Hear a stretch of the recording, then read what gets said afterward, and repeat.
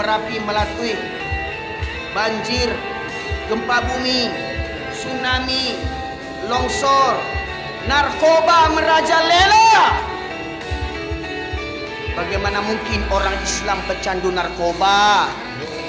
Bagaimana mungkin orang Islam menjual narkoba? Tidakkah kau beriman Allah mengharamkan narkoba? Pertanyaannya, apa agamamu? Hai penjual narkoba, hai pemakai narkoba, apa agamamu? Tidakkah kau takut kepada Allah Tuhanmu? Berapa umurmu? Sampai kapan kau mau begitu? Tidakkah kau iba kepada anak dan istrimu? Tidakkah kau iba kepada ayah dan ibumu yang melahirkan dan membesarkanmu? Semakin kau dewasa, semakin tak punya utak kau. Kalau anak-anak pakai narkoba, jual narkoba, wajar, ndak punya utak anak-anak tu, ndak punya akal. Ikulah jadi ayah orang, lah jadi laki orang. Le punya akal je lah, le punya utak je lah. Bismillahirrahmanirrahim. Assalamualaikum warahmatullahi wabarakatuh. Alhamdulillah, nahmaduhu wa nasta'inuhu wa nastaghfiruh.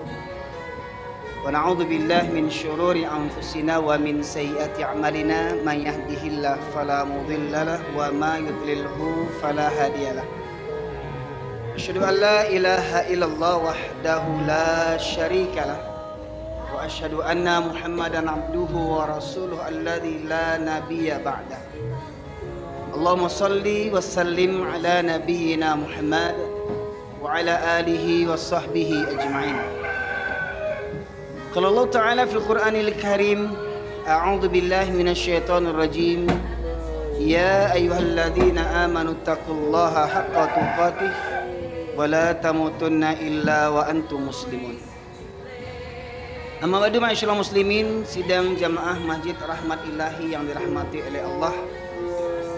Syukur alhamdulillah kita haturkan kehadirat Allah Subhanahu wa taala, di mana pada malam hari ini Allah berikan nikmat kepada kita berupa kesehatan, kesempatan, dan tergeraknya seluruh jasad kita hadir di masjid ini atas berkat rahmat Allah Subhanahu wa taala, seperti mana nama masjidnya Rahmat Ilahi. Hanya orang-orang yang diberikan rahmat saja yang bisa hadir menyisihkan waktunya untuk duduk di majelis ilmu yang merupakan taman-tamannya surga. Semoga ketika kita di dunia hadir rajin duduk di majelis ilmu di taman-taman surga, semoga Allah mudahkan kita berkumpul di surganya Allah Subhanahu wa taala. Sebagaimana Rasulullah menegaskan, man salaka tariqan yaltamisu bihi ilman sahalallahu tariqan ilal jannah. Barang siapa yang senantiasa menempuh perjalanan untuk bertafakuh fiddin, memperdalam ilmu agama, maka Allah akan mudahkan baginya jalan menuju ke surga. Amin ya rabbal alamin. Bapak sekalian rahmati Allah, seperti mana yang telah disampaikan oleh Ustaz kita, Ustaz Yazid sebagai pembawa acara.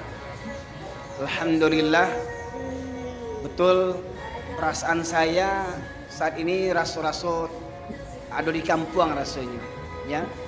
Karena kiranya besobo jo saudara Khairul orang simpang apa, andung ambo dulu manggaleh goreng simpang apa maapua namanya, ya. Jadi ambo lahir gedang di Medan, tapi ayah ambo orang Tanjung Sabah Mangguang, ama ambo orang Ampalu Mangguang, Kanageren Mangguang. Ayah suku Mandeliang, ama suku Tanjung.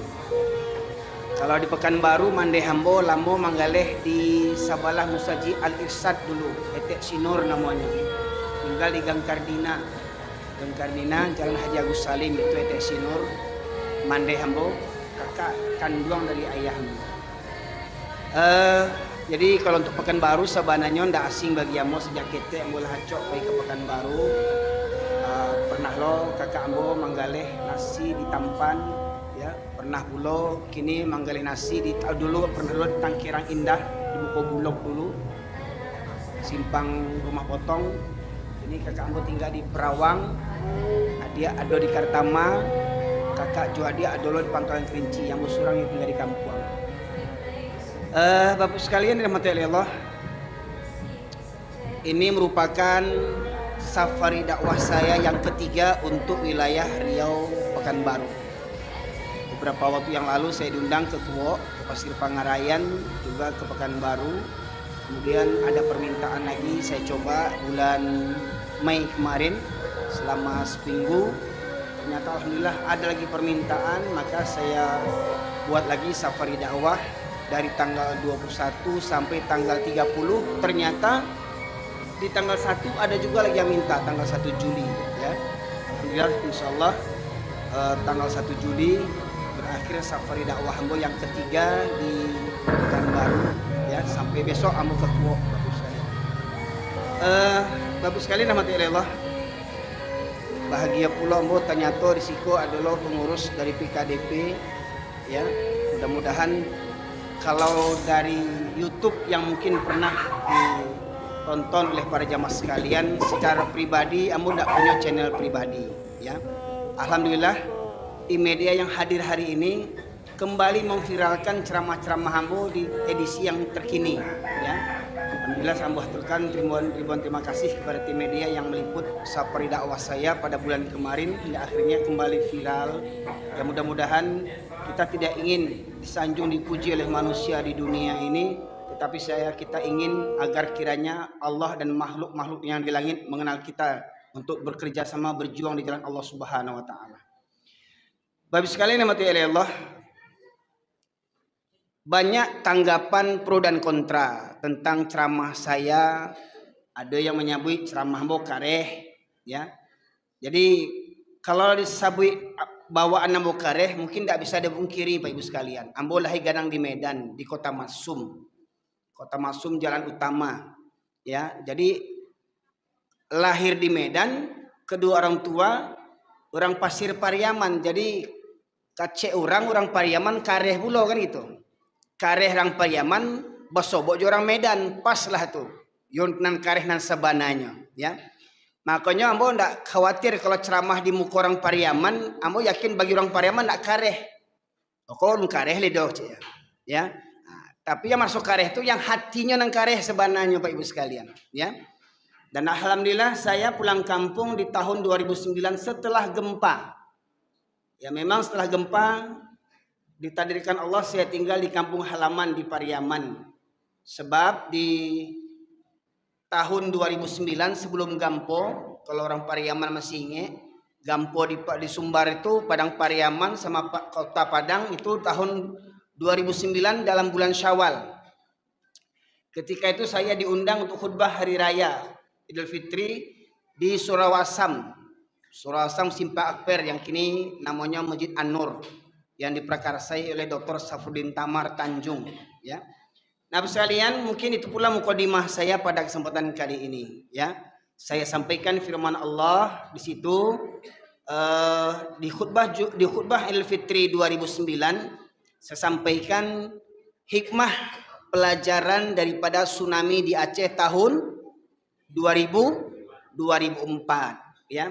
Kenapa negeri Aceh yang gelarnya Serambi Makkah mendapat musibah tsunami yang dahsyat seumur-umur Ambo? Baru itu Ambo tahu musibah yang dahsyat seumur Ambo ya. Gempa bumi, tsunami, hingga akhirnya ya cerita dahsyat tentang tsunami itu sangat mengerikan. Hingga akhirnya kita melihat di video di televisi dulu sebagian kampung-kampung tepi laut Banda Aceh di provinsi Aceh itu hancur ya, hancur, perkampungan hancur, perkotaan hancur, tetapi ada yang berdiri kokoh. Apa itu Bapak Ibu sekalian? Masjid. Nah, pertanyaannya, adakah kita mengambil pelajaran daripada itu? Dan ternyata ketika terjadi golodoh yang terakhir di Agam, bahkan menyebar dari Agam ke tanah datar sampai ke Padang Panjang ya, tanggal 11 Mei kalau tidak salah ya, 11 Mei terjadi galodoh lahar dingin dari Gunung Merapi yang kedua ya. Dan kita coba lihat di YouTube di Batu Sangka dekat Simpang Manunggal, kampung-kampung habis yang tagak Musaji Gadang tuh Pak ya, dekat simpang jembatan tuh ya. Kemudian Baitullah di Simpang Batabuah, Bukit Tinggi, simpang-simpang ke arah Simpang Canduang.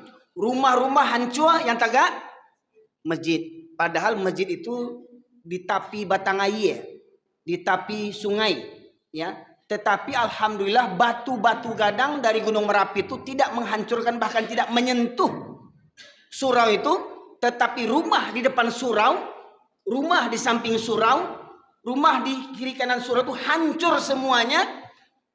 Dan tapak rumah itu berdiri tertunggak situ yang menumpuk batu-batu gadang segadang oto, Pak Ibu sekalian. Rumah-rumah habis, suraunya tetap berdiri tagak. Pertanyaannya, adakah awak mengambil pelajaran daripada itu? Maknanya apa? Sakayo-kayo rumah orang, sarancak-rancak rumah orang, samaha-maha rumah orang bantu istana, ndak ada jaminan sampai salamai kecuali rumahnya Allah. Hanya rumah Allah sajalah, dan orang-orang yang senantiasa hadir ke masjidlah sebagai apa? Sebagai tameng negeri itu terselamat daripada musibah dan bencana. Tetapi kalau negeri itu warganya tak peduli dengan masjid, malas datang ke masjid, cepat atau lambat negeri itu akan dimusnahkan oleh Allah Subhanahu wa taala. Maka mari kita dengarkan firman Allah surat Al-A'raf, surat yang ke-7 ayat 96. A'udzu billahi minasy syaithanir rajim. Bismillahirrahmanirrahim. Walau anna ahlal qura واتقوا لفتحنا عليهم بركات من السماء والأرض ولكن كذبوا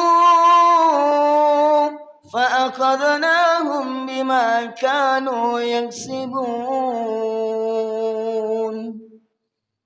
Allah berfirman yang artinya, kalaulah penduduk negeri beriman dan bertakwa kepada Allah, maka akan kami bukakan pintu berkah dari langit dan bumi.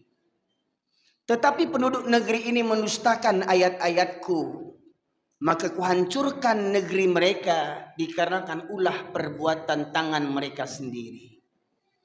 Jadi Bapak sekalian rahmati Allah, musibah apapun itu, terutama di Sumatera Barat yang terjadi akhir-akhir ini, Gunung Merapi sampai kini masih mengeluarkan debu panasnya.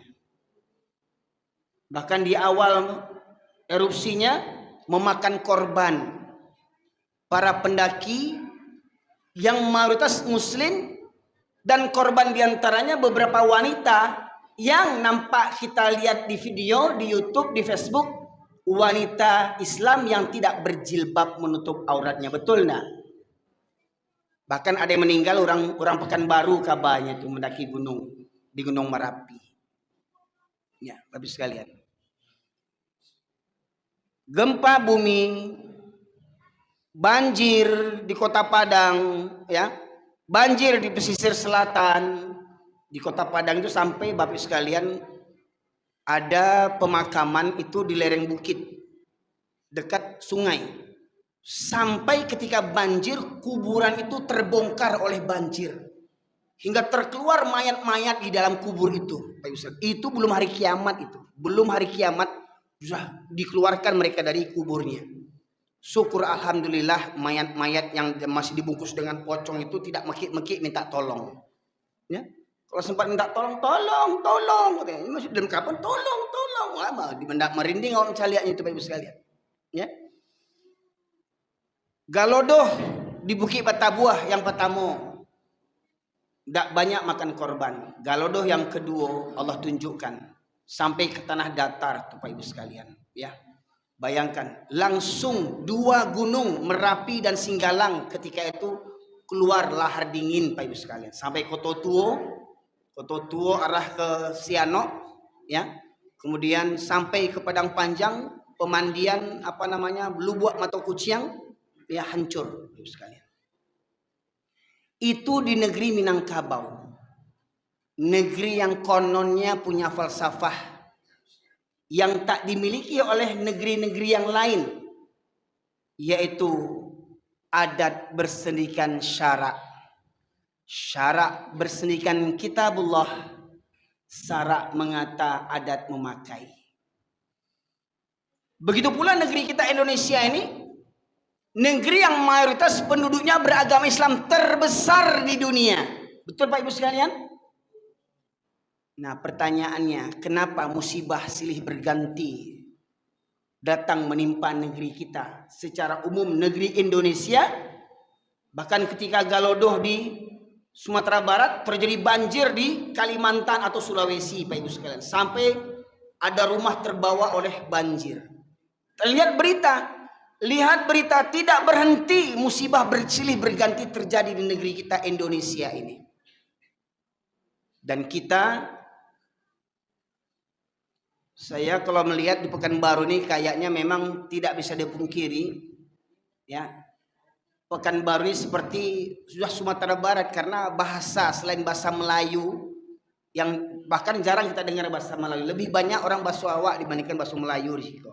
Tidak begitu Pak Ibu sekalian. Bahkan mungkin yang hadir kini, mohon maaf, tidak mengecilkan kemuliaan orang-orang Melayu, tidak. Tapi mayoritas bahkan di Pekanbaru ini banyak orang Awak. Tidak itu Bapak Ibu sekalian.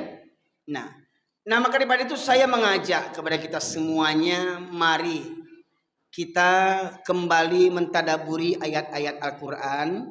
Seperti mana tadi yang saya sebutkan, surat Al-A'raf ayat 96. Allah menegaskan, kalau sekiranya penduduk negeri ini beriman dan bertakwa, maka Allah bukakan pintu berkah dari langit dan bumi. Pertanyaan Bapak Ibu sekalian, pertanyaannya, negeri kita ini negeri yang diberkahi enggak dulu? Negeri kaya enggak? Bahkan dulu kalau nggak salah ada lagu Bimbol atau lagu apa tuh? Bukan lautan hanya kolam susu. Kus Plus. Lagu siapa tuh Pak? Kus Plus ya? Ayahnya Cica Kuswoyo. Wah ketek-ketek tuh ya. Tongkat lempar jadi tanaman. Memang kenyataannya begitu. Apa yang tidak ada di negeri Indonesia nih? Emas. Lihat di Papua. Dari gunung emas sekarang jadi jurang emas. Pertanyaannya, emas di situ siapa yang memanfaatkan? Emas di Papua siapa yang memanfaatkan? Adakah kaya orang Papua dengan emas itu? Tidak Pak Ibu sekalian. Bertahun-tahun emas di Papua sana siapa yang mengambil keuntungannya? Orang Amerika. Kita dapat apanya? Kerak-keraknya. Minyak Caltex dari dulu. Ketek-ketek Ambon dulu yang terkenal tuh Caltex. Ini berganti Josephron gini Pak ya. Ya. Minyak di Pekanbaru, minyak Pangkalan Brandan. Banyak tempat-tempat pemboran minyak. Perkebunan sawit, bahkan orang Malaysia ya bertanam sawit di Indonesia Pak Ibu sekalian. Apa yang tidak ada di Indonesia ini? Amerika kaya minyak, cuma minyak dia punya, makmur negerinya. Tapi orang Timur Tengah, Arab sana tidak punya tambang emas. Pertanyaannya, kenapa bisa kaya orang Timur Tengah yang hanya bermodalkan minyak, sementara orang Indonesia bermacam-macam kekayaan Allah berikan? Kenapa kok melarat sengsara kita ini? Pak Ibu sekalian rahmatullah. Karena apa? Padahal mohon maaf, presidennya agamanya Islam. Dari presiden pertama sampai presiden sekarang agamanya Islam. Wakil presidennya agamanya Islam. Menteri-menterinya mayoritas Islam. Bahkan ada menteri khusus, Kementerian Agama. Pejabat-pejabatnya, gubernur, wali kotanya kebanyakan orang Islam. Penduduknya kebanyakan orang Islam. Tetapi kenyataannya, adakah orang Islam di Indonesia ini bangga menjadi orang Islam? Pertanyaannya, benarkah kita memilih agama Islam sebagai agama kita? Ya, Pak Ibu sekalian. Saya mengadakan survei di sekolah-sekolah di Sumatera Barat, khususnya di Pariaman, di Padang, Bukit Tinggi, dan beberapa daerah yang lainnya. Dari satu sekolah di Minangkabau itu, muridnya mulai dari 300 orang sampai 1.500 muridnya di tanah Minangkabau, ranah Minangkabau. Setelah saya survei, Dari 1.500 pelajar asli Minangkabau yang Islam 7 keturunan, tak sampai 5 orang yang menjaga sholat dari 1.500 pelajar. Bayangkan, 1.500 tak sampai 5 orang. Berapa persen itu? Dari 1.500 berapa persen yang menjaga sholat? Tak sampai 5 orang, Pak Ibu sekalian. Pertanyaannya, siapa yang kurang ajar? Anak-anak sekolah yang kurang ajar? Pertanyaannya, kenapa jam sekolah anak-anak bisa bangun dan berangkat sekolah? Kenapa jam sholat subuh anak-anak tidak bisa bangun, tidak bisa berangkat ke masjid? Pertanyaannya, di rumah itu siapa pemimpinnya? Di rumahnya siapa pemimpinnya? Siapa wakil presidennya? Di rumah itu ada ayah, ada ibu. Hari ini ternyata bukan anak saja durhaka. Hari ini banyak orang tua yang durhaka kepada anaknya. Karena apa? Tidak benar-benar mendidik anaknya untuk menjaga sholat 5 waktu. Orang tuanya yang kurang ajar sebelum anaknya kurang ajar. Pertanyaannya, kenapa jam sekolah anak bisa berangkat? Karena banyak orang tua sekarang beranggapan dengan sekolah itu nanti anaknya dapat jaminan hari tua, dapat ijazah, dapat kuliah, dapat pekerjaan, dapat uang, dapat jadi orang kaya. Tetapi ternyata orang tuanya banyak yang tak beriman. Sesungguhnya yang membuat kebahagiaan itu bukan kekayaan, tetapi apa kata Allah? Hayya 'alas salah, hayya 'alal falah. Orang yang meraih keberuntungan adalah orang yang mengerjakan sholat. Makanya dari kalimat azan itu, hayya 'alas salah, hayya 'alal falah. Mari dirikan sholat, mari meraih kemenangan, mari meraih keberuntungan. Kalau kita menilai orang yang paling kaya itu orang Cina, orang kaya, orang kafir kaya. Kita beriman tidak kepada Islam? Beriman tidak kepada Rasulullah? Apa kata Rasulullah? Saya tanya kepada ibu sekalian, yang Bapak Ibu tahu, siapa orang yang paling kaya di dunia ini? Ada yang bisa jawab enggak, Pak Ibu sekalian? Siapa orang yang paling kaya di dunia? Apa kata Rasulullah? Rak'ataini minal fajri khairum minad dunya wa ma fiha. 2 rakaat salat sunnah di waktu fajar, 2 rakaat salat sunnah di waktu subuh, itu lebih baik daripada dunia dan isinya. Pak Ibu sekalian, dunia dan isinya itu kalah dibandingkan dengan sholat sunnah fajar di waktu subuh 2 rakaat. Kalau ada yang membayangkan yang kaya itu yang punya istana, yang kaya itu yang banyak kebun sawit, yang kaya itu yang punya pesawat, yang punya mobil Alphard, yang punya Pajero walau utang kredit. Ya, Ibu sekalian, itu dalam mata Korun iya. Korun itu orang yang paling kaya. Korun itu orang yang paling bahagia dalam pandangan manusia. Tapi dengan kekayaannya Korun menjadi durhaka dan Allah benam Korun beserta hartanya, dan hartanya tidak dapat sedikit pun menyelamatkan dirinya daripada murka Allah Subhanahu wa taala. Bapak sekali rahmati oleh Allah.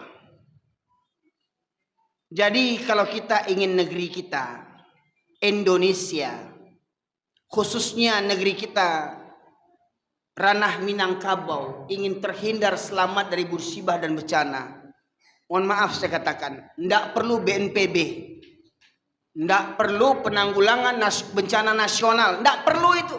Pertanyaannya, kita mau menanggulangi atau mencegah? Bapak sekalian, maunya kita ini mencegah bencana atau menanggulangi bencana? Hah? Kalau menanggulangi kan ada hancur dulu baru kita bantu, hancur dulu baru kita bantu. Tapi kalau mencegah, sebelum hancur kita hindari musibah. Mana yang kita mau? Menghindari musibah, mencegah musibah, atau menanggulangi musibah? Yang pasti mencegah lebih baik daripada menanggulangi. Bagaimana cara mencegahnya? Ikut rumusan Allah, ikut petunjuk Allah. Apa rumusnya? Amanu wattaqau, beriman dan bertakwa. Nah, pertanyaannya, terutama kita yang hadir di sini, terutama warga, tetangga, masjid, apa namanya Pak? Nama masjidnya? Amal Rahmat Ilahi. Warga kaum muslimin yang saya himbau, warga kaum muslimin di sekitar Masjid Rahmat Ilahi yang mengaku orang beriman, tidakkah tergerak hati kalian ketika Allah memanggil Allahu Akbar, Allahu Akbar, Allah Maha Besar, lebih besar daripada urusan menggaleh, lebih besar daripada urusan kerja. Allah Maha Besar, tidak ada yang lebih besar daripada menyahut undangan seruan Allah Subhanahu wa taala. Pertanyaannya, adakah kalian memiliki hati ketika Allah memanggil kalian? Hayya 'alas shalah, as-salatu khairun minan naum. Pertanyaannya, adakah kita masih memiliki hati, penglihatan, dan pendengaran ketika Allah memanggil kita? Sang Pencipta yang memberikan anugerah yang tak terhitung. Kalau sekiranya lautan dijadikan tinta dan pepohonan dijadikan pena, maka tak akan bisa kita cukup menulis nikmat-nikmat Allah. Fabi ayyi ala'i rabbikuma tukadziban. Nikmat yang mana lagi yang kau dustakan? Nikmat yang mana yang kau dustakan? Di antara makhluk yang Allah ciptakan sebelum manusia ada, Allah ciptakan malaikat. Malaikat makhluk yang mulia, yang senantiasa tunduk patuh kepada Allah, tidak pernah ingkar sedikit pun. Malaikat makhluk yang suci. Yang kedua, Allah ciptakan setan. Sebaliknya, setan makhluk yang paling durhaka kepada Allah. Diciptakan daripada api, malaikat diciptakan daripada cahaya. Dan Allah ciptakan manusia. Sempat para malaikat hampir menolak diciptakannya manusia. Tadi imam membaca tadi, malaikat mengatakan, bukankah manusia itu suka menumpahkan darah? Bukankah manusia itu karengkang? Bukankah manusia itu mada? Apa kata Allah? Inni a'lamu ma la ta'lamun. Hei malaikat, aku lebih tahu daripada engkau. Kalau malaikat memandang kita ini manusia yang ingkar, itu dalam pandangan Allah. Tapi apa kata Allah? Aku lebih tahu, kata Allah. Lantas Allah ajar nenek moyang kita Adam. Allah ajar nenek moyang kita Adam ketika itu hanya sekedar mengajarkan nama-nama benda. Sesuatu benda di surga, umpama Allah ajar ini atap, ini dinding, itu tiang, ini meja, umpamanya. Yang itu tidak Allah ajarkan kepada para malaikat dan setan, iblis, jin. Dan ternyata ketika Nabi Adam menerima ajaran Allah dan Nabi Adam menerima sepenuhnya, lantas apa kata Allah? Coba malaikat, kalau memang kau lebih mulia dibandingkan manusia, coba kau sebutkan nama-nama benda ini, kata Allah. Apa kata Allah? Maha suci engkau ya Allah, kami tidak mengetahui kecuali apa yang engkau berikan tahu kepada kami. Lantas apa kata Allah kepada Nabi Adam? Hai Adam, ajarkan mereka, ajarkan malaikat, ajarkan jin nama-nama benda. Pak Ibu sekalian, mana yang lebih mulia? Orang yang mengajar dengan orang yang belajar. Siapa Ibu? Siapa yang lebih mulia? Orang yang mengajar dengan yang belajar. Kisah Nabi Adam, siapa yang mengajar? Yang mengajar siapa? Nabi Adam. Yang belajar siapa?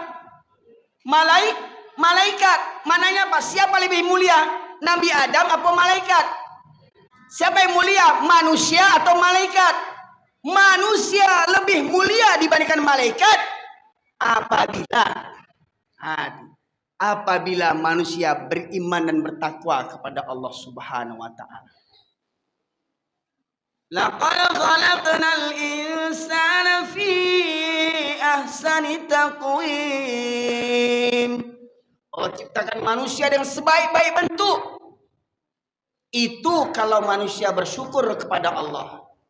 Tapi apabila manusia kufur kepada Allah, la in syakartum la azidannakum wa la in kafartum inna adzabi lasyadid.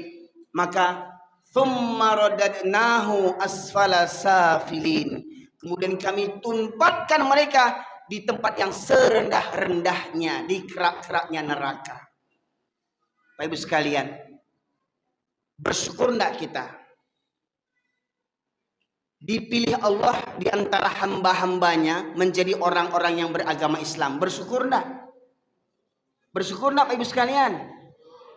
Setelah dipilih agama kita Islam, terpilih pula kita di negeri yang mayoritas beragama Islam negerinya. Bersyukur tidak? Bersyukur. Tambah lagi mohon maaf khususnya orang Minangkabau, mohon maaf dengan tidak mengurangi rasa hormat kepada suku yang lainnya, kepada orang Minangkabau. Bersyukurlah kita dipilih Allah menjadi orang yang bersukukan Minangkabau, yang punya falsafah adat bersendikan syarak bersendikan kitabullah, syarak mengata dan memakai. Bersyukurlah kita jadi orang Minang. Bersyukurlah. Tetapi kalau falsafah itu hanya di lisan saja, hanya di bibir saja, tapi prakteknya jauh daripada kenyataan, apa kata Allah? Kabura maqtan indallahi an taqulu ma la taf'alun. Besar murka Allah, besar murka Allah, kamu mengatakan yang tidak kamu kerjakan. Mohon maaf Bapak Ibu sekalian, kalau mengikut falsafah tadi, orang Minang adalah orang yang paling mulia di muka bumi ini, Pak. Kalau mengikut falsafah tadi, adai basandi jo sarak basandi jo kitabullah, sarak mengato adai memakai. Kalau orang Minangkabau berpegang teguh kepada falsafah ini, maka orang Minangkabau adalah orang yang paling mulia di muka bumi ini, Pak Ibu sekalian. Jadi orang Minang yang baralek sebenarnya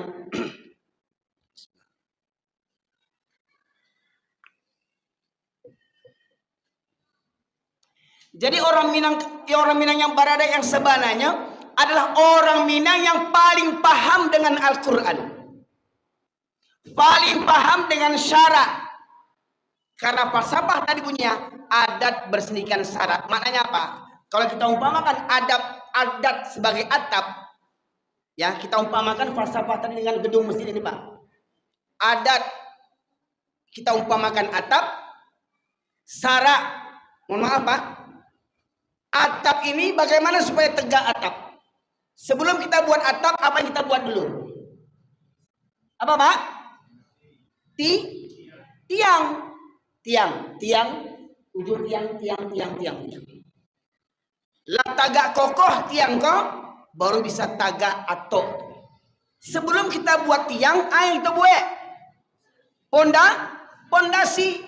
Kalau enggak buat pondasi tadi itu, kalau enggak kuat pondasi Pak, goyah tiang kok. Kalau goyah tiang, rubuh atau maknanya apa? Yang paling utama di tiga falsafah tadi, adat, syarak, kitabullah, Al-Quran. Mana yang paling dulu yang harus dipahami orang Minangkabau di antara tiga tadi? Kitabullah, Al-Quran. Jadi maknanya apa? Orang Minang harus paham Al-Quran. Orang Minang harus pandai baca Al-Quran. Kalau ada orang Minang tidak pandai baca Al-Quran, jangan mengaku orang Minang buat malu. Buat malu orang Minang tidak pandai baca Quran. Buat malu.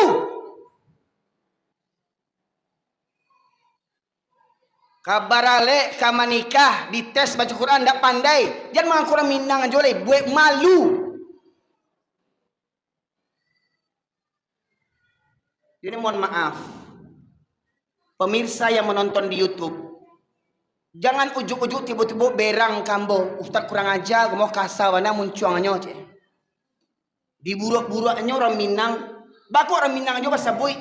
Kan orang lain kok ada juga baik maksiat. Orang Jawa ada juga, orang Batak ada juga, baku orang Minang aja bahasa boy. Sebab kita yang punya falsafah adai bahasa ni sarak bahasa ni kitabullah, sarak mangato adai memakai. Itu konsekuensi jadi orang Minang. Sepakat untuk sepakat, pahamkan itu falsafah itu. Betul enggak? Kalau enggak keluar dari orang Minang kok. Jadi orang Minang yang beradai adalah orang Minang yang paham dengan syarak. Orang Minang yang beradai, orang Minang yang paham dengan kitabullah Al-Quran. Tapi ingat, Al-Quran paling utama Bapak Ibu sekalian. Al-Quran untuk apa? Untuk apa Al-Quran?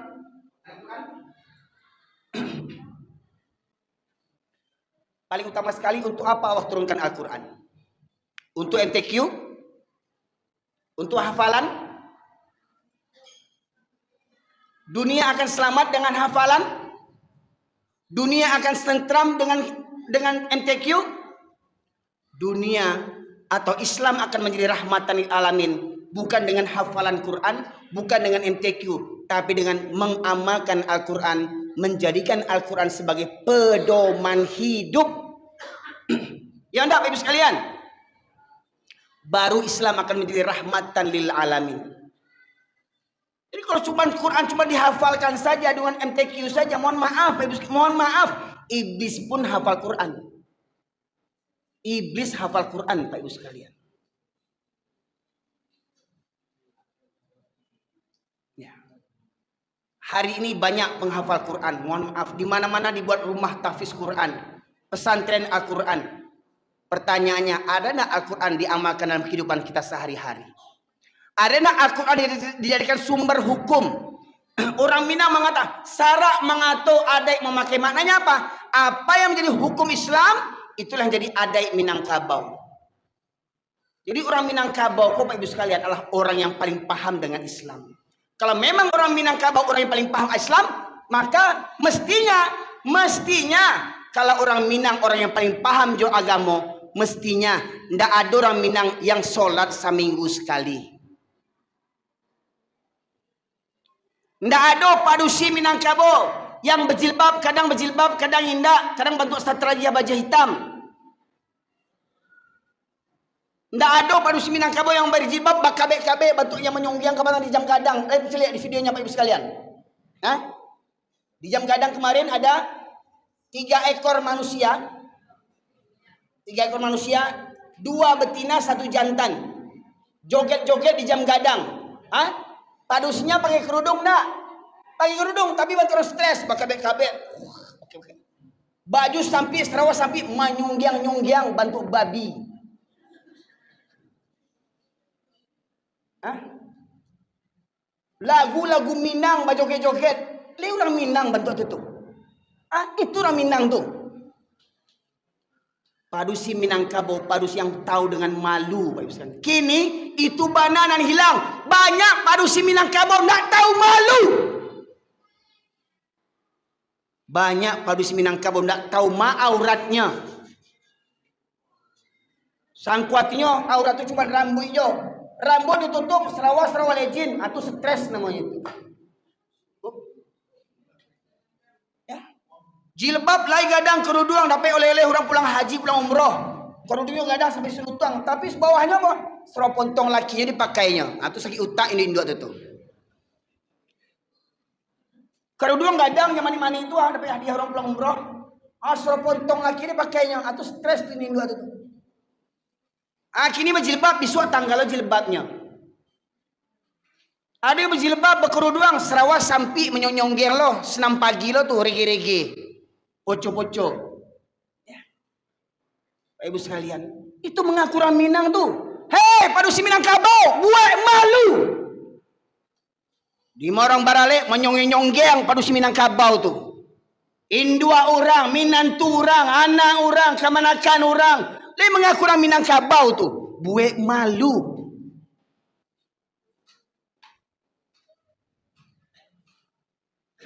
Semestinya kok ia orang Minang, Pak Ibu sekalian. Ndak ada padu si Minangkabau yang ndak mengerti jo jilbab. Sebelum orang Jawa berjilbab, sebelum orang Mandailing berjilbab, sebelum orang Melayu berjilbab, semestinya orang Minang konan dulu berjilbab, maka contoh ke suku-suku yang lain. Itu adai orang Minang namanya. Semestinya ndak ada laki-laki Minangkabau yang ndak solat. Baitu pula ndak ada laki-laki Minangkabau yang ndak kamu saji sarak mangato adik memakai.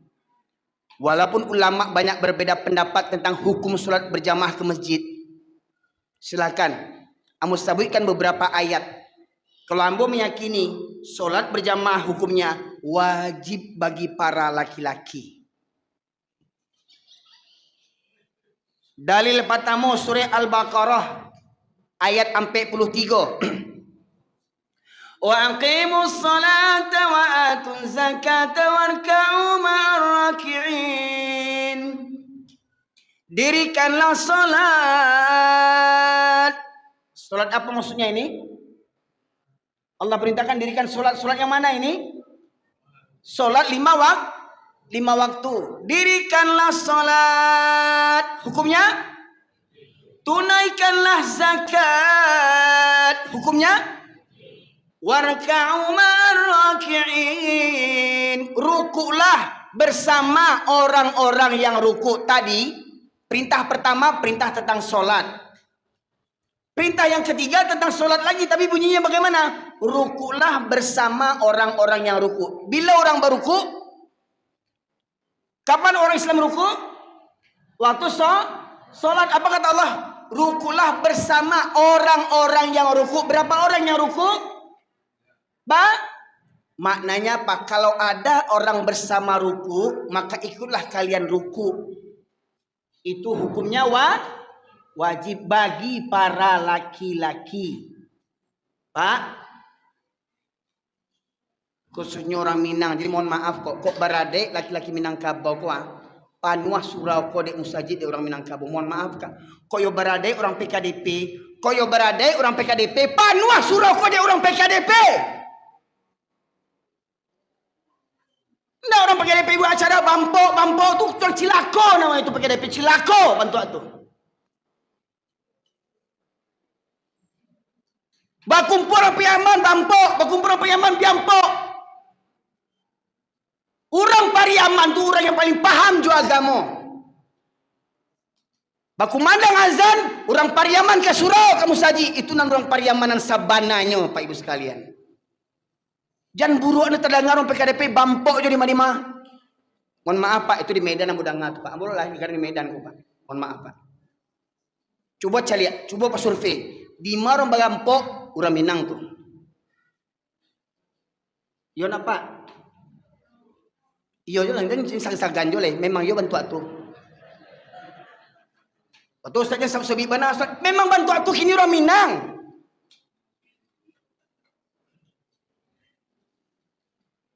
Kau nak bampo by Kim, waduh itu tak. Atuh, buat malu. Manyongyang-nyongyang padu situ bernyanyi di panggung tu. Kerja nenek mama di kampung tu. Mohon maaf Pak.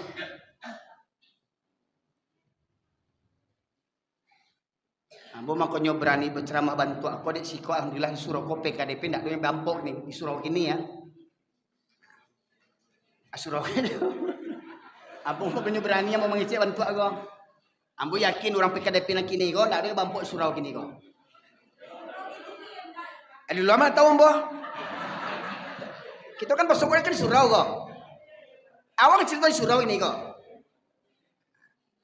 Kau yang merasa berarti bakadanya itu. Kalerian Ustaz Komah je. Baik sekalian. Mohon maaf Pak. Bila terakhir awak pulang kampung. Ketika azan berkumandang lagi ramai surau awak di kampung. Ketika azan berkumandang Pak, ada di kampung di Mangguang tuh Pak, menjelang nareh. Di muka surau tuh lapau bana Pak.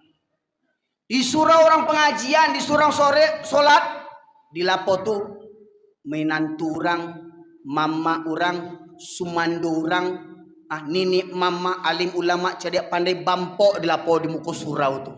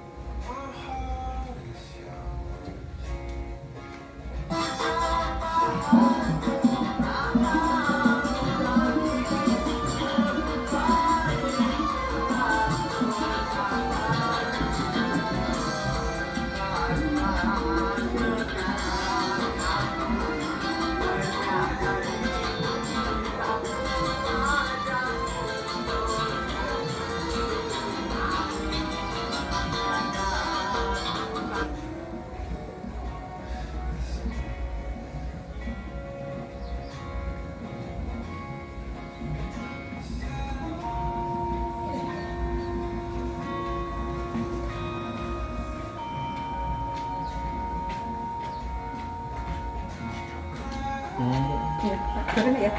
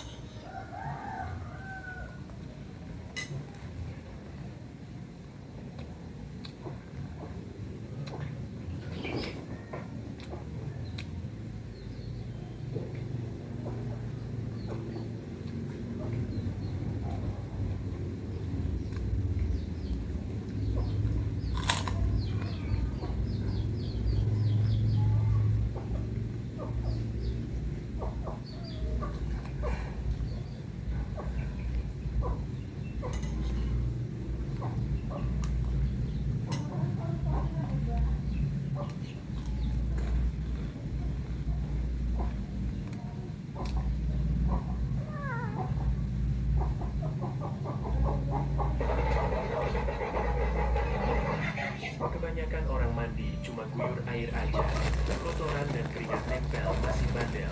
Coba sarung tangan scrub silikon ini yang dipakai tukang pijat profesional. Tiap kali mandi, kulit jadi bersih kinclong selembut bayi. Plus rasakan sensasi digosok ala panti pijat. Gak usah minta tolong orang lagi. Soalnya luar biasa nikmat. Elastisnya juara. Bisa gesek kemana aja. Punggung, kaki, sampai telapak kaki. Kikis habis kulit mati dan kapalan. Plus pijat refleks.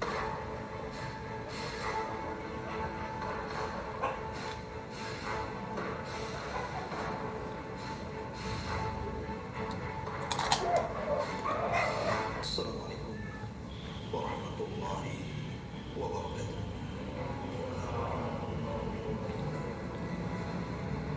Alhamdulillah wassalatu wassalamu ala Rasulillah